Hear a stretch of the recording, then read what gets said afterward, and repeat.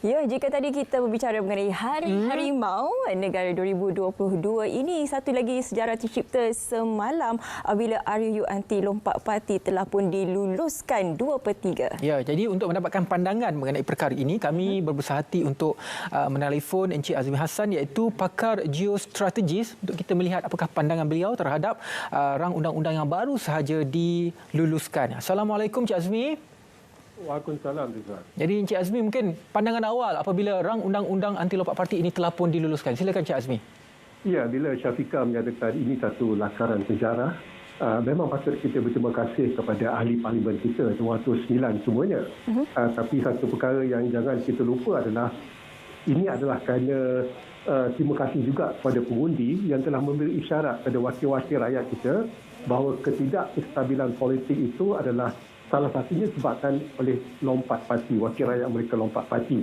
Dan pengundi telah memberitahu kita rasa mereka, apa yang mereka mahukan, dan saya rasa wakil rakyat telah memahaminya. Sebab itu kita mendapat 100% ahli parlimen yang hadir malam menyokong RUU ini, Rizwan. Sekarang ini apabila ianya telah pun diluluskan, jadi kita ke arah untuk menggezetkannya pula. Jadi sepanjang tempoh perjalanan itu, apa yang boleh kita jangkakan? Apatah lagi untuk kita menjelang ke PRU tak lama lagi, Tuan? Ya, Syafiqah, saya pasti walaupun ianya belum digazetkan, belum lagi dibacakan di Dewan Negara, saya pasti tidak akan berlaku lompat-melompat lagi. Kerana isyaratnya jelas bahawa isu lompat, wakil rakyat lompat ini boleh tukar parti, tak ada masalah. Tapi kena kosongkan kursi mereka kerana itu adalah amanah pengundi yang telah memilih mereka. Jadi bagi saya, sehingga kini dan sehingga digazetkan, harapan pengundi dan rakyat Malaysia adalah ianya dapat dilaksanakan ketika PRU 15 nanti. Jadi apakah jangkaan PRU kita dah tak lama lagi apabila rang undang-undang ini diluluskan, dan juga situasi politik yang berlaku pada 2 tahun ini sangat dinamik, berlaku perubahan macam-macam. Jangkaan untuk PRU 15 ada pandangan Encik Azmi bagaimana?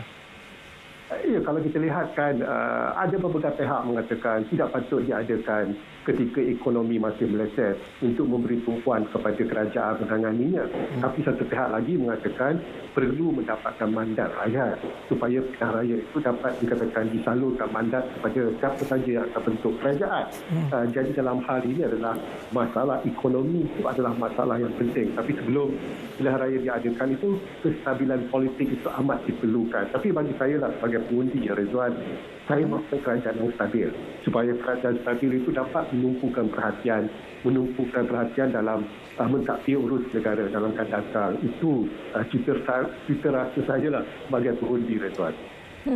Dengan kelulusan semalam, kini tertumpu pula apabila ada yang mengatakan bahawa kerajaan negeri dan juga parti-parti juga perlu mengubah sesuatu di dalam elemen dan juga di dalam bahagian mereka supaya ianya selari dengan perubahan yang berlaku semalam. Bagaimana, Tuan?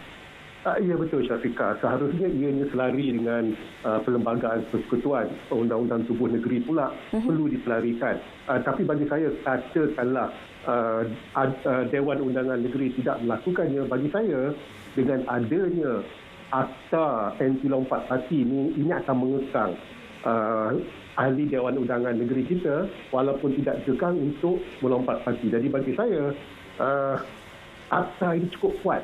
Bukan sahaja untuk ahli parlimen kita, tetapi juga untuk ahli Dewan Undangan Negeri dari segi moral dan etikanya, Syafiqah. Jadi satu situasi yang berlaku pada pertukaran kerajaan dalam jangka masa 2 tahun ini adalah contohnya langkah Sheraton. Ialah satu peristiwa yang cukup besar. Adakah dengan penggubalan dan juga kelulusan rang undang-undang ini, dia mampu untuk menyekat sebarang aktiviti yang kita tidak jangkakan seperti langkah Sheraton yang telah pun berlaku? Ya, memang salah satu tujuan akta ini untuk mengekang wakil rakyat menggunakan kuasa mereka untuk menukar kerajaan ataupun menukar Perdana Menteri. Bagi saya ini tak berapa adil walaupun dibenarkan oleh undang, kerana pertukaran kerajaan, pertukaran Perdana Menteri harusnya diberi kuasa kepada pengundi yang dikatakan memilih mereka ini. Jadi bagi saya dengan adanya akta ini, walaupun belum digazetkan, saya pasti kerajaan yang dipimpini oleh Datuk Seri Ismail Sabri ini akan kekal sehinggalah parlimen itu dibubarkan. Terima kasih kita nak ucapkan kepada pakar geostrategis Tuan Azmi Hassan kerana sudi berkongsi pandangan mengenai RUU yang telah pun diteruskan semalam mengenai Akta Anti Lompat Parti. Terima kasih Tuan. Terima kasih. Terima kasih Syafiqah. Ya. Okey. Sungguh menarik sebenarnya Syafiqah. Kita melihat pertama baru-baru ini pada PRU Johor kita menyaksikan Undi 18 telah pun dibenarkan.